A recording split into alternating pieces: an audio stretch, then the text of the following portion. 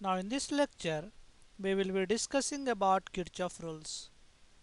Basically Kirchhoff has given two rules. One is called junction rule, another is called loop rule. These two rules are not fundamental rules. These two rules can be derived from charge conservation and the energy conservation. So let us discuss first junction rule. And this rule says the sum of the currents entering at any junction in a circuit must be equal to the sum of currents that is leaving the junction. That is sum of currents in is equals to sum of currents going out. To understand this loop, let us have an analogy.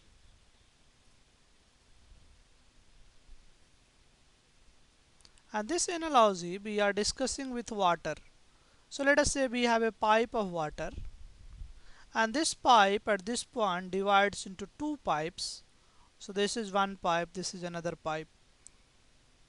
So water is coming in this pipe, and at this point, at this junction basically, it divides into two parts. Some water goes by this pipe, some water goes by this pipe. If we apply, that is water remains conserved, that is there is no leakage of water here, or there is no accumulation of water here. In that case I can say the total water that is coming in per second is same as total water going out per second. So let us say if I say Q1 is the amount of water coming in per second through this pipe, and the Q2 is the water that is going per second out through this pipe, and Q3 is the water that is going out through this pipe. So we can say Q1 is equals to Q2 plus Q3, and this is nothing but water conservation at junction. So per second water coming in is equals to per second water going out. Let us extend this analogy to charge. Let us say I have a circuit something like this. So this is one wire, and this wire at this junction there are two more wire. Let us say current or charge is coming. So through this wire a charge of Q1 is coming, and through this wire a charge Q2 is going, and through this wire a charge of Q3 is going. And let us say this all happens in time t. So this charge flow in time t. So if I apply charge conservation at this junction, that is there is no accumulation of charge, there is no leakage of charge at this junction. So I can say total charge in is equals to total charge out.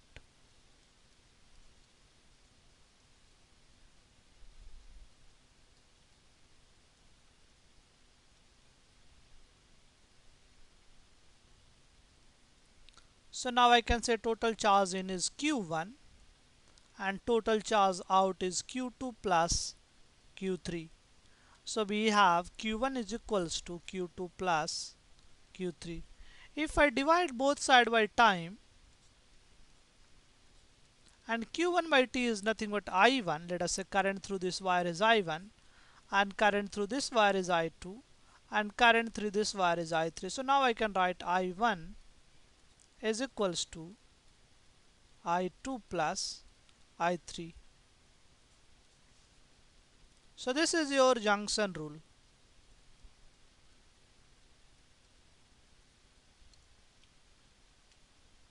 That is I1 is equals to I2 plus I3. So junction rule is nothing but it is charge conservation.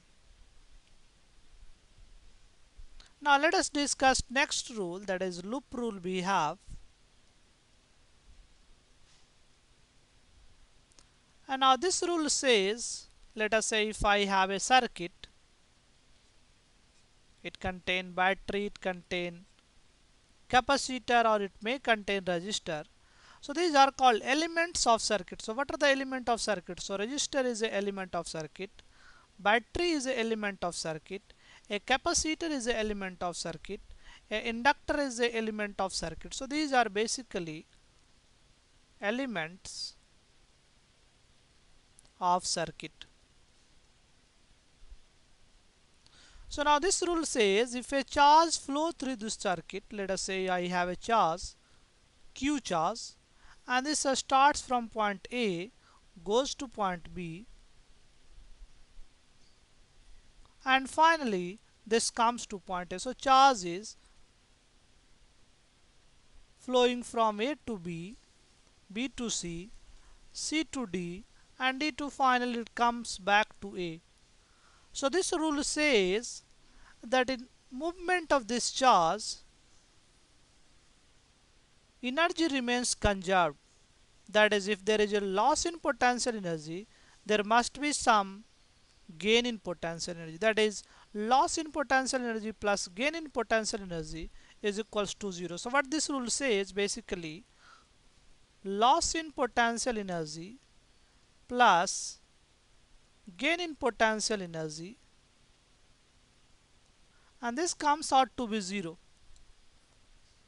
That is, there is no change in potential energy. I can say change in potential energy is basically equals to 0 in the loop, because there is no creation of energy and there is no loss of energy. But generally we does not discuss in terms of potential energy, we discuss in terms of potential. If I divide sorry, if I divide this thing by q, if I have delta u is equals to 0, if I, let us say if I write here, if I divide this by q and this side also if I divide by q, and this is change in potential energy per unit charge is nothing but change in potential. So loop rule is nothing but change in potential, this is delta V. So change in potential is equals to 0. So change in potential is equals to 0. This is the loop law. So if I have, there is a loss in potential energy through resistor, there is a loss in potential energy through this resistor, so there must be a gain in potential energy through this battery, so that the sum of potential energy or sum of the potentials comes out to be 0. That is, if a charge moves through the circuit, there is no loss in potential or there is no gain in potential. So we work in terms of potential rather than working in terms of potential energy. Let us say what are the potential drop through the elements of circuit. Let us first consider resistor. So what I am interested in potential drop or potential change, drop or gain, and that is more correctly change in potential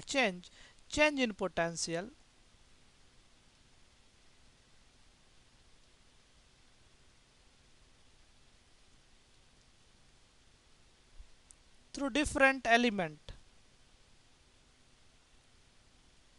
of circuit. Let us say first if I consider a resistor, if I am going from A to B and current is going in this direction, so I am moving from A to B and current is also flowing in this direction. Since current is flowing in this direction, this has to be higher potential and this is lower potential. This is similar to flow of water. Let us say if I have two vessel, this contains water and this also contains water, but this has lower level of water, and if I connect with a pipe, what will happen? Water will flow in this direction, that is higher pressure this side we have and this side we have lower pressure.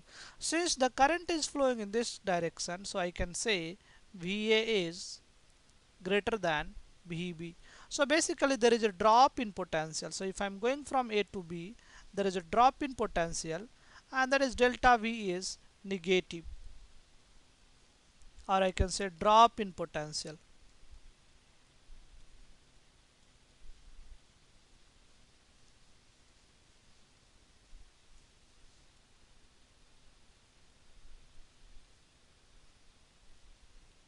So we can write delta V is equals to minus, and magnitude of potential drop is given by Ohm's law, that is V is equals to IR.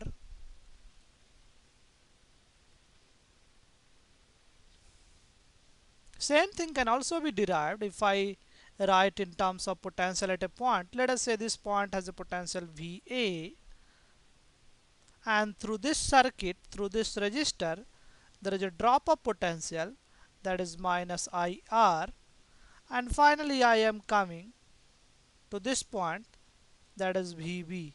So I will have VB minus VA. So if I take VA this side, is equals to minus IR, and VB minus VA is nothing but final minus initial. This is final and this is initial, so this is nothing but delta V.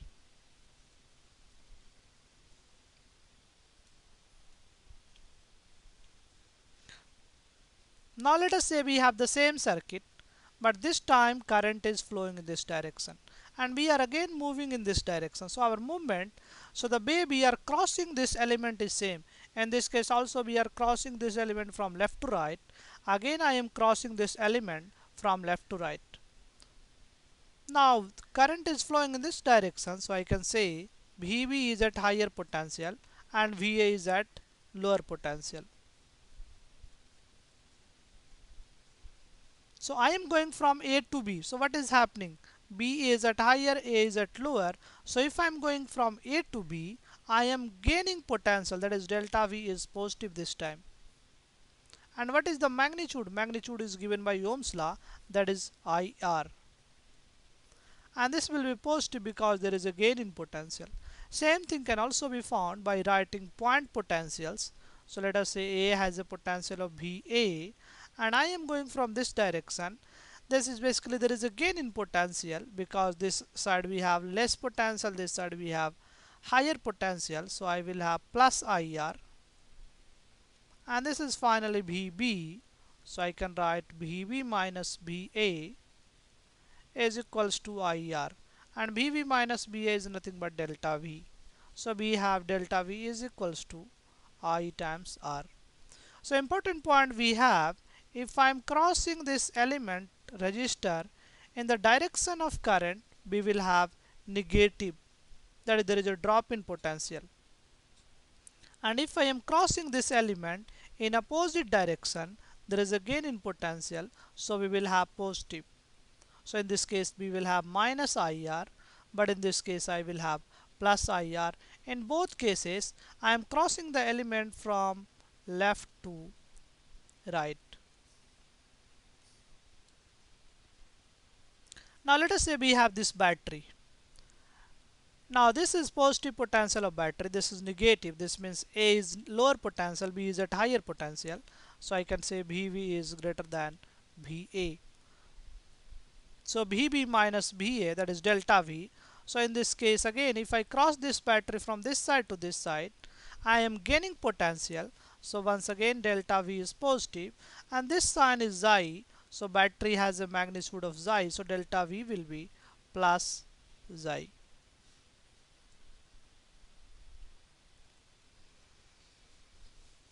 Now let us say we have the same battery. We are crossing from A to B. So we are going from A to B. But this time we have this side positive, this side negative. So we are going from, this is higher potential, so this time VA is higher and VV is lower. So I am going from A to B. Basically there is drop in potential. So A to B, drop in potential.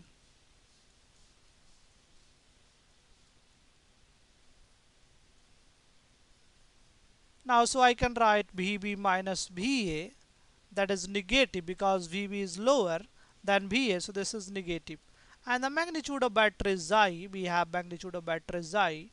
So now I can say delta V is equals to minus Xi. So you see what is happening. If I have something of this kind of battery, or I can have something of this kind of battery. Let us say magnitude is xi. This also has a magnitude of xi. So this is positive, this is negative, this is negative, this is positive. So if I am going from positive to negative, there is a decrease in potential. So in this case we have minus xi. And if I am going from negative to positive, there is a gain in potential. So this is plus xi. So we can remember something like this. Final minus initial. So final is negative and initial is positive. So negative minus positive, this has to be negative. This again, final minus initial. Final is positive and initial is negative. So positive minus of minus negative. So this becomes positive. So what we will do, we have to cross a battery and then we have to apply final minus initial. If final is positive, initial is negative, we will have positive. If final is negative, initial is positive, we will have negative. So we will use the idea, that is delta V through this battery. We will apply final minus initial.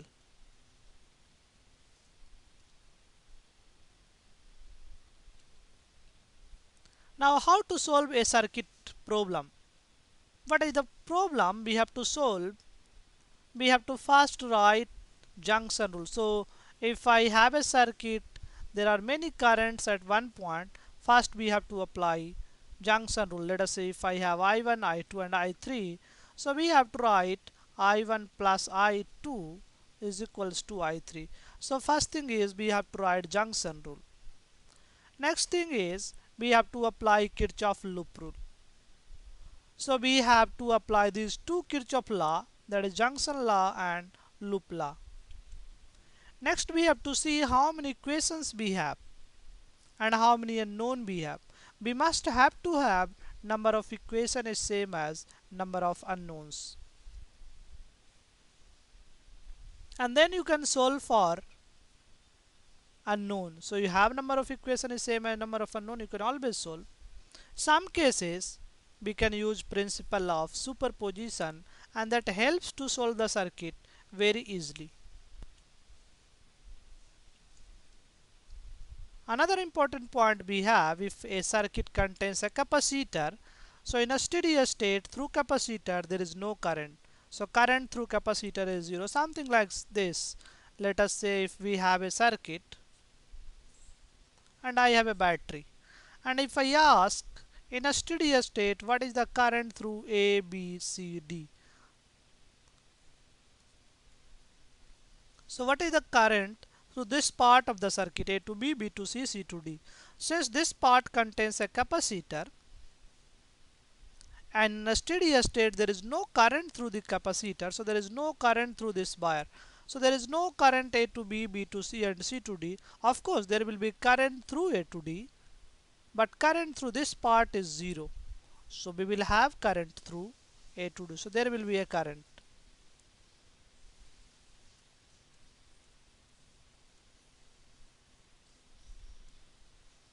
So in this lecture we discussed two laws of Kirchhoff. First is loop rule, that is nothing but energy conservation. And then we discussed junction rule, that is nothing but charge conservation. And then we said how we can apply these rules to solve the problems. So if I have any circuit, we have to write Kirchhoff law. We have to also see capacitor, there will be no current through the capacitor element. And in this lecture we have also said what is the potential drop through different elements of circuit. If you have a resistor, there will be a potential drop of minus IR if you are going in the direction of current, and if you are going opposite to the direction of current, there will be gain in potential, that is plus IR. In case of battery, you have to follow final minus initial. If final is positive, initial is negative, so there is a change in plus. If initial is positive but final is negative, so final minus initial, that is negative minus positive is negative, so you have to follow negative there.